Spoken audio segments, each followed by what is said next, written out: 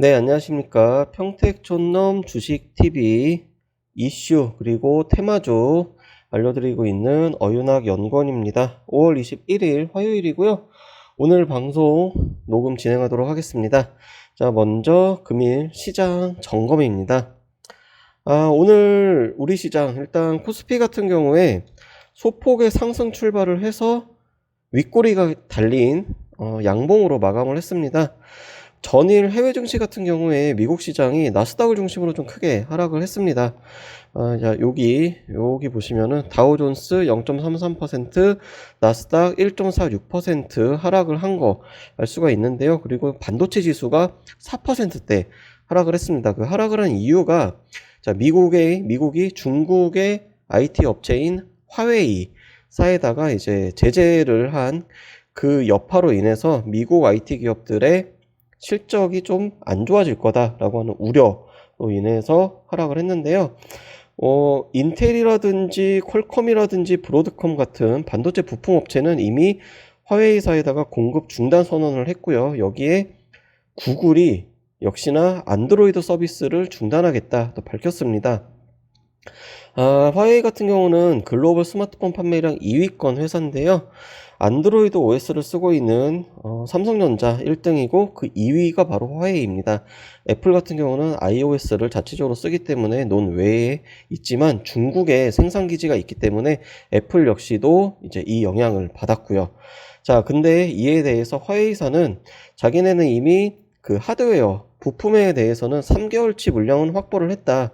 그리고 미국의 상무부가 앞으로 90일 동안 한시적으로 또 유예 기간을 또 둔다. 또 이렇게 또 밝혔습니다. 자, 그래서 장중에 아주 큰 낙폭은 다행히 없었고요. 자, 그리고 삼성전자 같은 경우는 아무래도 화웨이가 타격을 입게 되면은 삼성전자라든지 그리고 같이 스마트폰을 생산하는 LG전자라든지 이런 쪽에 판매량이 늘 것이다 라고 하는 기대감이 반사 효과로 작용을 하면서 오늘 장중 한때 이제 3%대까지 상승을 하기도 했었고요. 4%대네요.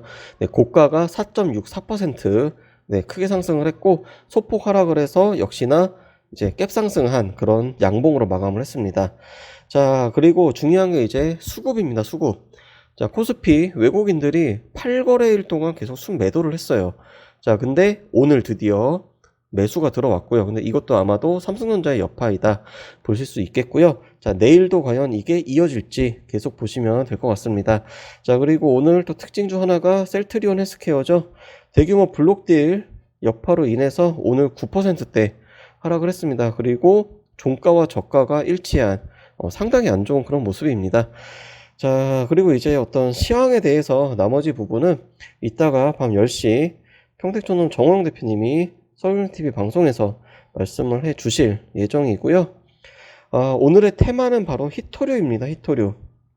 히토류 관련된 이슈가 있었는데요. 바로 시진핑 중국 주석이 히토류 관련된 공장을 시찰을 하고 그리고 중국 정부가 히토류에 대해서 수출을 좀 제한을 줄 수도 있다라고 하는 그런 이슈로 인해서 오늘 히토류 사업을 하는 우리나라 회사들이 반사이익 기대감에 상승을 했습니다.